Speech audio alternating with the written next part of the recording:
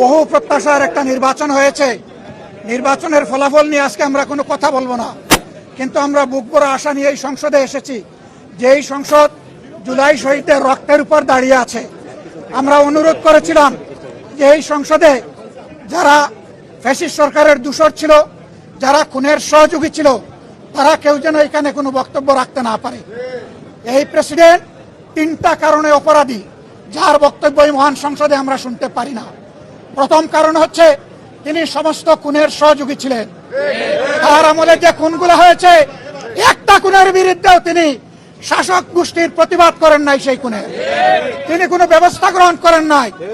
President রাষ্ট্রের অভিভাবক হিসাবে তিনি জঘন্য অপরাধ করেছেন রাষ্ট্রের নাগরিকদের প্রতি। দ্বিতীয় কারণ ছিল, আপনারা জানেন, আগস্ট মাসের 5 তারিখ 24 সালে তিনি জাতির উদ্দেশ্যে ভাষণ দিয়েছেন। সেই ভাষণে তিনি বলেছিলেন যে তৎকালীন ফ্যাসিস্ট প্রধানমন্ত্রী পদত্যাগ করেছেন এবং তিনি তা মঞ্জুর করেছেন। পরবর্তী পর্যায়ে আপনারা দেখেছেন, 2টা মিডিয়ার সাথে সাক্ষাৎকার দিতে গিয়ে তিনি তা অস্বীকার করেছেন। নতুন গল্প সামনে নিয়ে এসেছেন। তিনি জাতির সামনে মিথ্যাবাদী হিসাবে সাব্যস্ত হয়েছেন। দেশের প্রেসিডেন্ট মিথ্যাবাদী সাব্যস্ত হওয়ার পরে প্রেসিডেন্ট হিসাবে তার আর কোনো নৈতিক অধিকার থাকে না। 3 নম্বর অপরাধ তিনি করেছেন, তিনি নিজের হাতে অর্ডিন্যান্স সাইন করেছেন।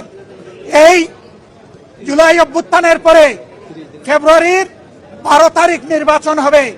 নির্বাচনের পরে যারা নির্বাচিত হবেন তারা 2টা ক্যাপাসিটিতে নির্বাচিত হবেন।